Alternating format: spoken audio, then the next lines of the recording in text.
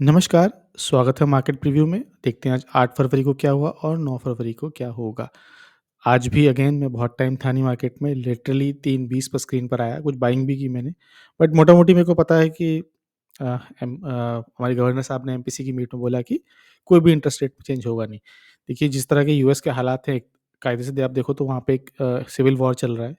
बहुत मुश्किल है, हर एरिया में वॉर पनपता जा रहा है, डिस्टेबलाइज़ हो रहा है। तो कट मुश्किल है इतना जल्दी। लोग समझ रहे थे कि फरवरी-मार्च में आ जाएगा, कतई नहीं आएगा, जुलाई-अगस्त में आ जाएगा तो भी जल्दी होगा।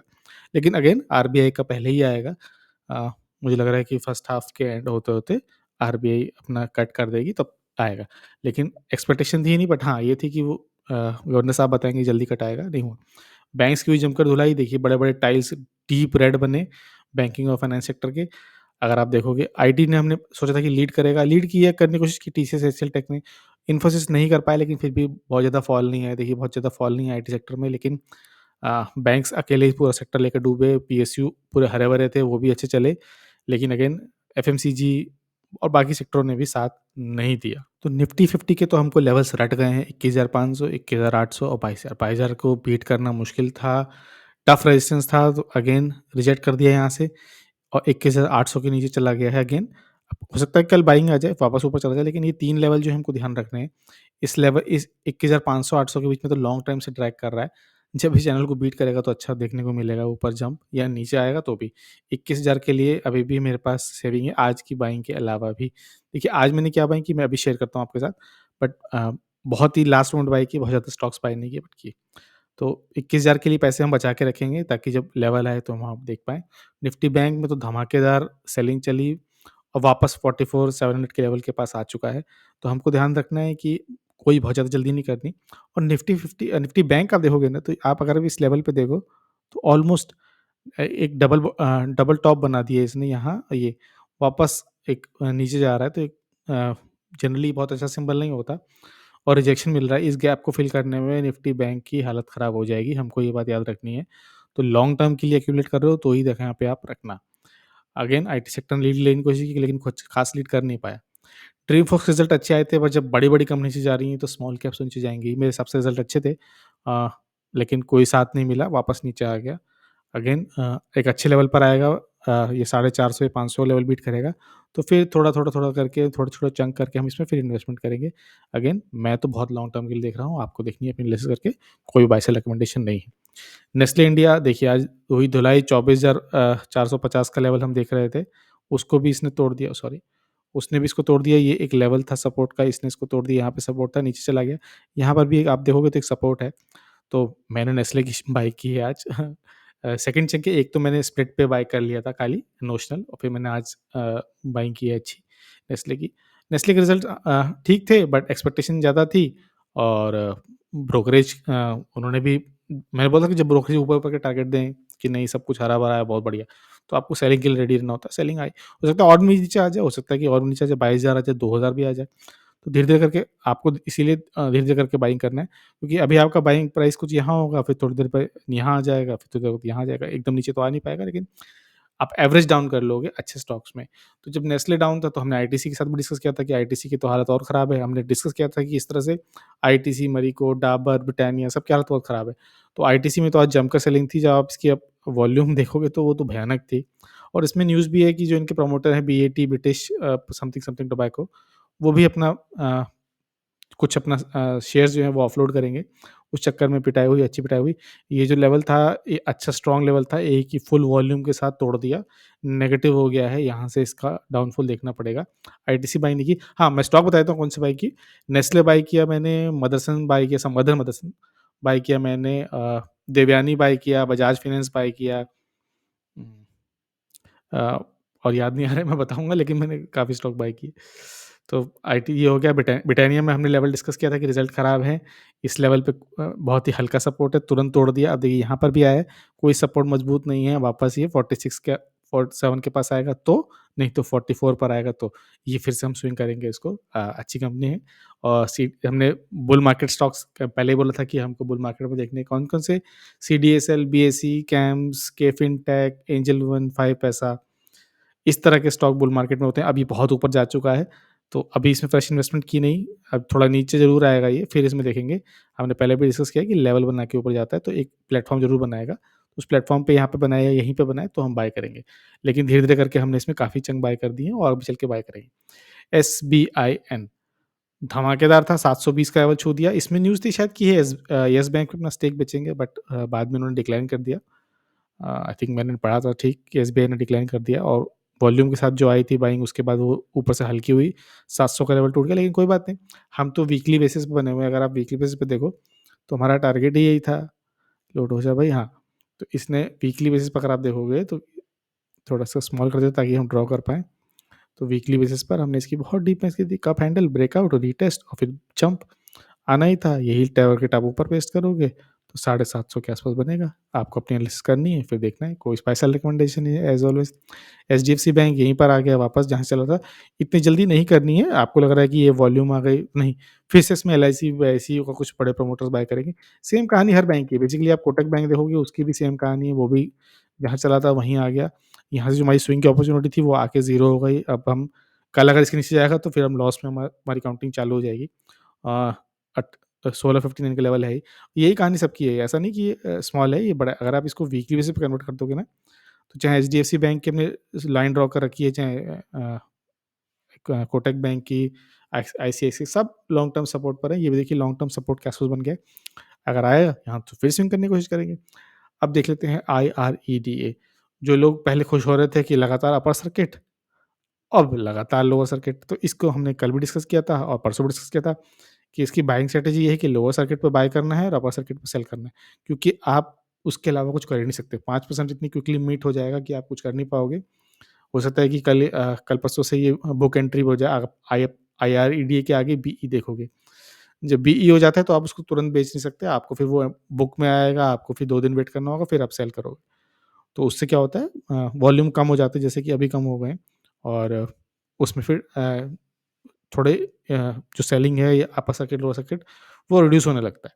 तो बुक एंट्री भी चला जाए, एएसएम कैटेगरी में चला जाए, कोई कोई दिक्कत नहीं। तो अगेन इसको नीचे आने दीजिए, बहुत ऊपर पहुँच चुका था, 6 गुना हो गया, नीचे आएगा तो ठीक है। बीपीसीएल एन्जॉय कर रहे हैं, पीएसयू वैसे ही ऊपर चल रहा है। हमने इसकी एनालिसिस की थी डेली बेसिस पर, वीकली बेसिस पर। मुझे याद है वीकली बेसिस पर 670 का टारगेट था शायद, और मंथली बेसिस पे एनालिसिस की थी, वहाँ पे शायद 770 का या 750 का अ, टारगेट था। तो रिज़ल्ट देखना, आप पुराना वीडियो ज़रूर देखना, उसके बेसिस पे आप ट्रेडिंग करना, अपना एनालिसिस करना, तब प्लान करना। याद रखिए, कोई बाय सेल रिकमेंडेशन नहीं है। तो रिज़ल्ट डिस्कस कर लें। देखिए एलआईसी का रिज़ल्ट आ चुका है। मोटा-मोटी देखेंगे तो अब अच्छा रिज़ल्ट है। ईयर ऑन ईयर भी इम्प्रूवमेंट है, क्वार्टर भी इम्प्रूवमेंट है। एबिटा में इंक्रीज़ है, ईयर ऑन ईयर अच्छा खासा इंक्रीज़ है, नेट प्रॉफिट में भी इंक्रीज़ है। अगर आप एक्सपेंड करोगे तो देखोगे क्या सबसे बड़ी बात है कि प्रमोटर्स के पास ही मैक्सिमम शेयर्स है और पब्लिक के पास शेयर्स है। थोड़ा-सा डीआई के पास है, एफआई के पास नाम मात्र का है।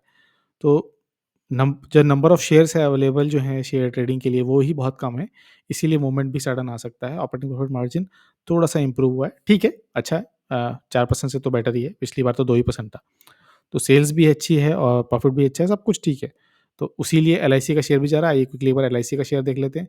देखिए रॉकेट हो चुका है। अगर आप इसको वीकली बेसिस पे लगाओगे ना, तो प्योर राउंडिंग बॉटम इसने कंप्लीट कर लिया है। देखो यहाँ से आप अगर यहाँ से देखो, प्योर राउंडिंग बॉटम कंप्लीट कर लिया है।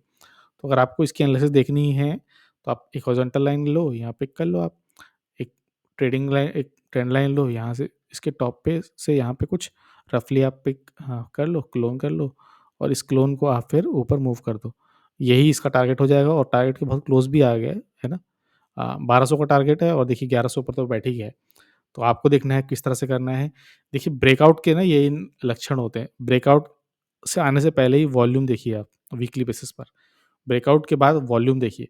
तो आपको पहले से ही प्लेस करना होता है। आप सोचो कि जब ब्रेकआउट आएगा तब ले लो, यहाँ भी ले लिया तो भी फ़ायदा होता है, लेकिन जो बड़ा प्रॉफ़िट है, जो मल्टीबैगर बनता है, जिसने 550, 600 आस-पास का लिया होगा, इसने 600 भी लिया, उसका भी डबल हो गया।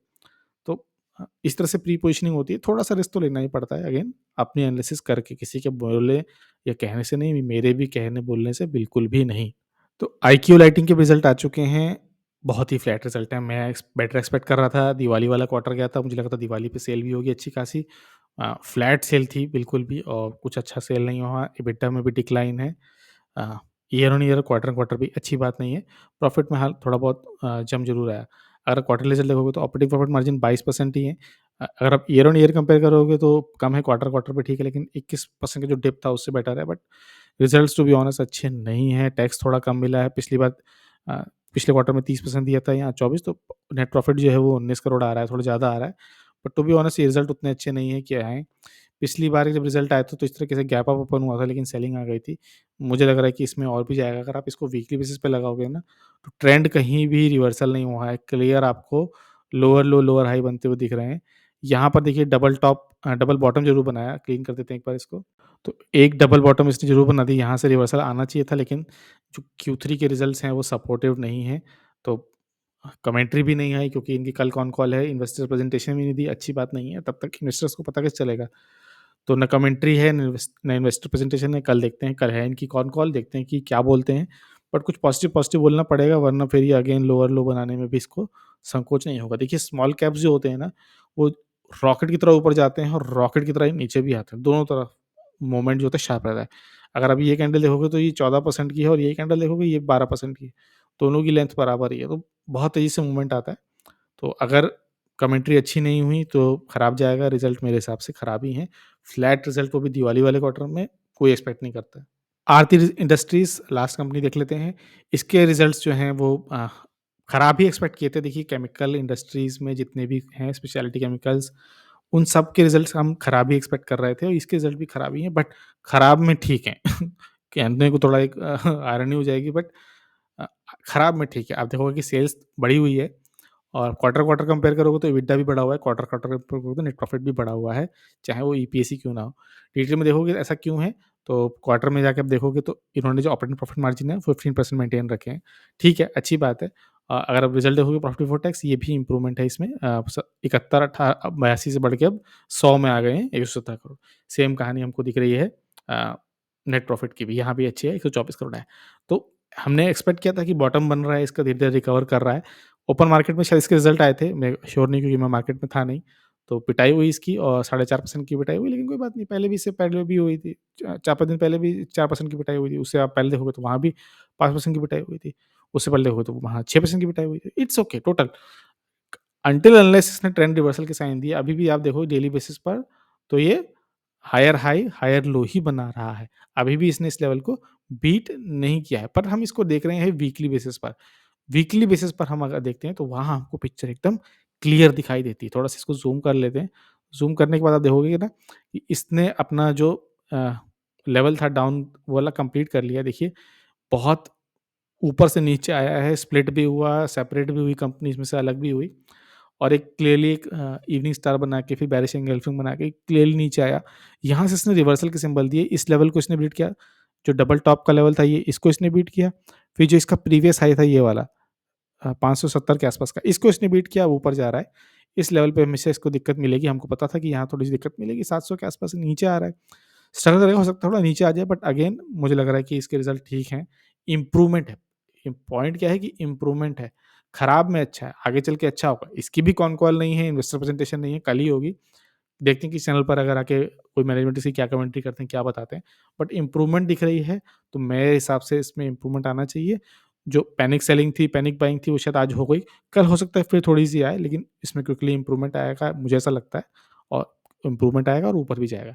तो इन लेवल्स को भी हम ध्यान में रखेंगे। तो ये था आज का स्टॉक वीडियो। कैसी लगी एनालिसिस ज़रूर शेयर करिएगा। छोटे चैनल को हेल्प करिए ग्रो करने में। वीडियो को देखने के लिए बहुत-बहुत धन्यवाद।